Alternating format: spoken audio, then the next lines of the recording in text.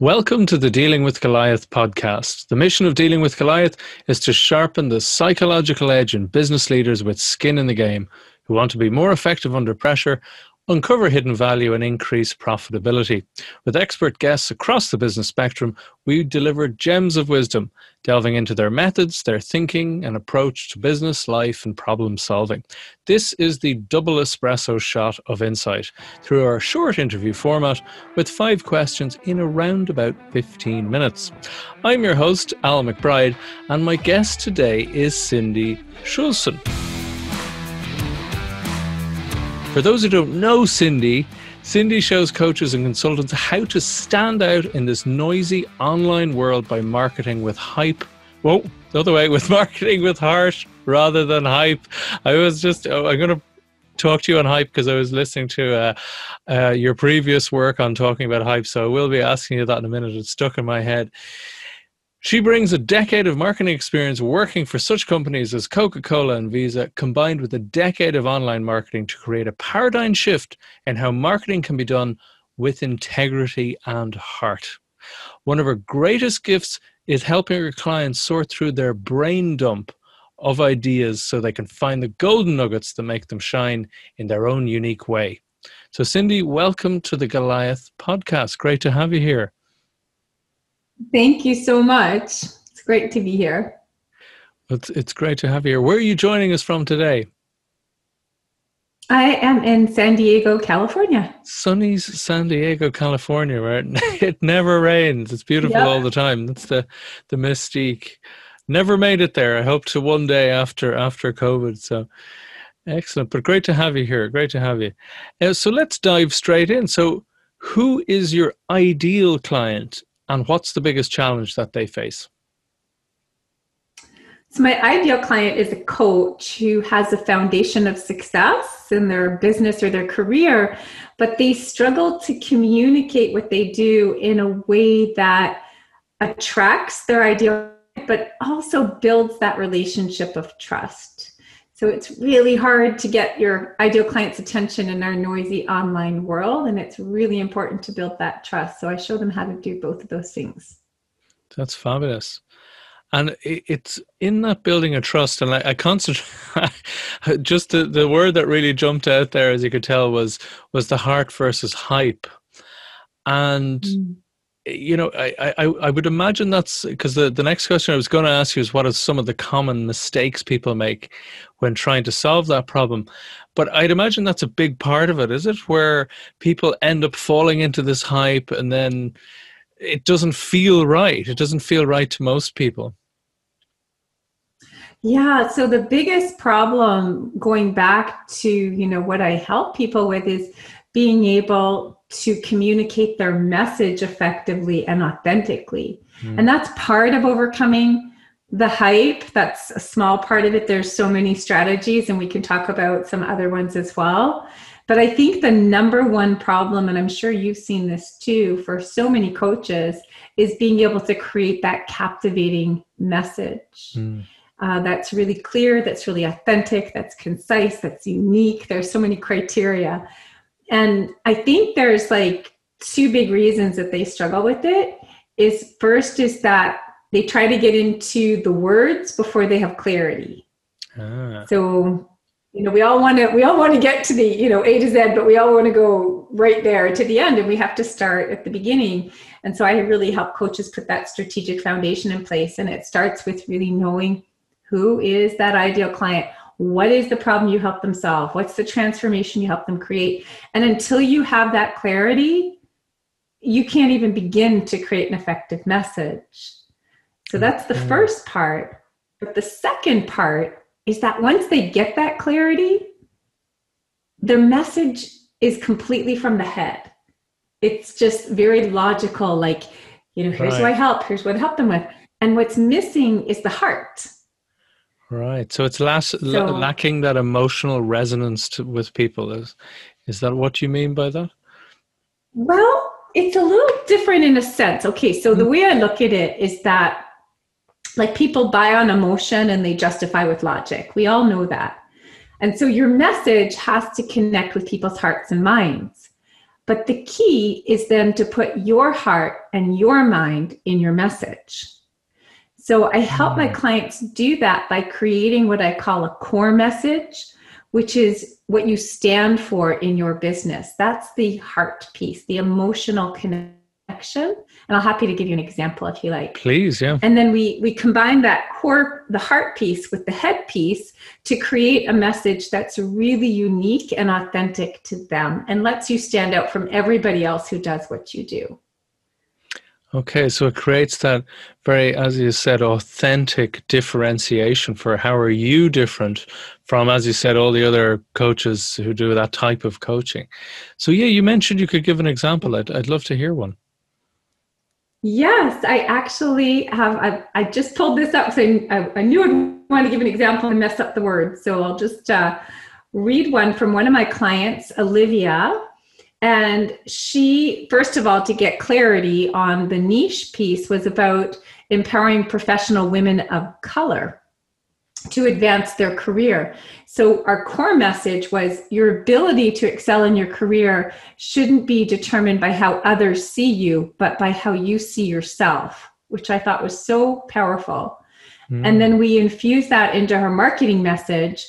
So we combined them artfully, and her magnetic message is I empower professional women of color to confidently advance their career while staying true to who they are. And I just think it's so beautiful that it's not just a career coach. A, it's really focused on her ideal client, but B, it incorporates her unique stand for her clients. Very much.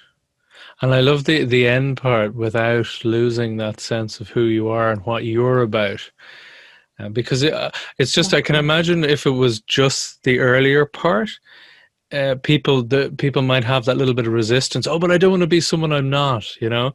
So it just balances it beautifully back up on that other end. It's like, no, I got to be authentic. That's fantastic. Yeah. And to me, it's like, you know, if you just want to say what people want to hear, you know, you want to also say what you want to say. Like, you want to speak your true voice. So I always think, you know, if I wanted to just say what my ideal clients want to hear, I would stay in corporate. You know, I want to be able to speak my truth, and I want to empower my clients to speak their truth. Because when you do, then you attract the people who really are more aligned with you.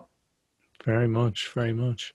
So with that idea of speaking your truth, and speaking from a place of authenticity, they're kind of tapping into the next question, which is, you know, what is one valuable free action that an audience can implement that will help them with that issue? So it won't fully solve the problem, but at least it'll point them in the right direction. Sure. So when I help my clients discover their core message, there's about 6 different questions I ask them, but I'll share one of my favorites with you, which is, I want you to imagine that you have like a room full of your ideal clients just sitting in front of you. And you have just a few seconds to say something to them that will shift their perspective, that will get them to think about their problem in a different way. What do you want them to know? And that can be the heart of your core message. Wow. That's quite a question. And do people find that very difficult? Because I'd imagine they have, you know, there's like 12 things or they want to say, or do other people struggle and have like, I don't know what to say at all? Or how does that usually break down for people? Well, that's why I take like 6 different questions. To me, remember I talked about finding the golden nuggets, right? So it's about finding the patterns. So when we come at it from different angles, you'll find a pattern. And that's the heart. That's how we can pull out the core message. Fabulous. Fabulous stuff. Excellent. And what is one valuable free resource that you can direct people to that will help them with discovering that? So I have a free brand message template that goes into more detail about the core message and the magnetic message and there's also a bonus training video that shows you how to use your message to attract your ideal clients. So people can get that at brandmessagetemplate.com, can download it and get access to the free training as well. Excellent. There's free training with it also. That's fabulous. Thank you very much. That's very generous of you. So what's the one question that I should have asked you that would have been a great value to the audience? That's a great question. So When we think about messaging, we think about just that marketing message, but to me, every word you speak or write is your message. So we have to really be able to communicate effectively, including how you're going to help your clients create that transformation. So, it's one thing to say, okay, here's the transformation I'm going to help you create, but to really build trust that you can help them create that transformation, it's really important that you can communicate the steps you're going to take with your clients to help them get from where they are to where they want to be. So I call that your client journey. Other people call it a signature system. I really like to think about it as a client journey because it's focused on the client and it's a journey you take together. It's not just a system you plug people into, It's a great phrase, yeah. Yeah, we have to first get clarity. It always starts with clarity. Where are they now? Where do they want to be? What are the steps you're going to take to get them there? And then how to streamline and communicate that really effectively. And that becomes actually what I love about the client journey is that's what you're going to sell, whether it's one-on-one or in a group or whatever the case might be. But it also becomes the core of what you teach. Because to me, to really build trust with your ideal clients, you have to show them that you can help them and that you care about helping them. And so it's one thing, as I said, to just say, here's how I can help you. And it's another thing to prove it by showing them the steps you're going to take them through and the results they get at each step.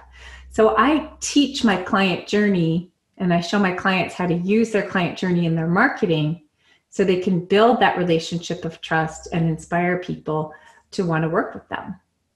So yeah, what I really loved about what you were saying there, Cindy, was right at the start of that, you were pointing out how it's important for your clients to meet theirs where they are, not where the coach is. And that's often a mistake that you hear a lot. There's a lot of assumptions, whereas, as you said, it's important to meet them where they are. And that way you can bring them on that journey. That's a great point. Yeah, that's a really important point too, because we talk about entering the conversation going on in your ideal client's head. It's hard because you're the expert, so much. And we have to remember that we have to step into where your client is. And sometimes it's not the first step on the client journey. Sometimes there's some pre-work that has to be done before we can even, start working with them, but they don't know about that pre-work yet. That's not part of their consciousness yet. So in other words, they might identify a problem and then you have to explain and teach why they're having that problem. So when you teach your client journey, you meet them where they're at by hooking them in with the problem they want to solve, but then you teach how to help solve that problem through your marketing by teaching your client journey. And then by the time they come to a consultation with you or whatever, they already understand how you can help them. So it's not like you have to do any convincing or anything. They're aligned with your strategy, with your approach. And then it's simply a matter of exploring how you can best support them with that.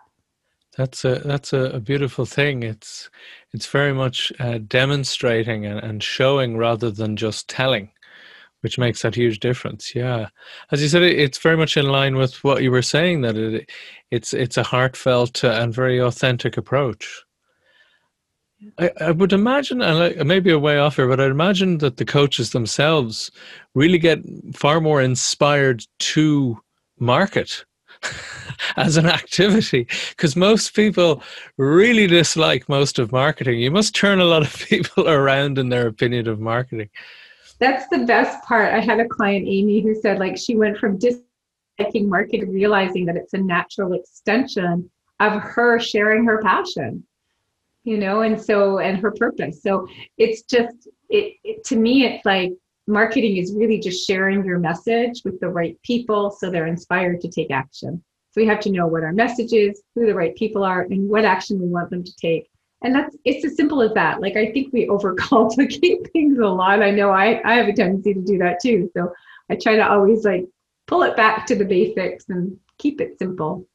Fabulous. And in line with that, as simple things for people to take action on, if people want to know a bit more about you or connect with you, where can they do that? Where's the best place? Oh, so many options. You can go, I have a Marketing with Heart Facebook group. They can check me out there. chat with me on Facebook. I'm the only Cindy Schulson on Facebook. I am amazed by that. Yeah. And of course, they can go to my website, marketingfromwithin.com. Excellent stuff. Well, thank you for your time. And thank you for being so generous with all of your thoughts today. Thank you so much for having me. It was wonderful. Thank you, Cindy. Bye-bye.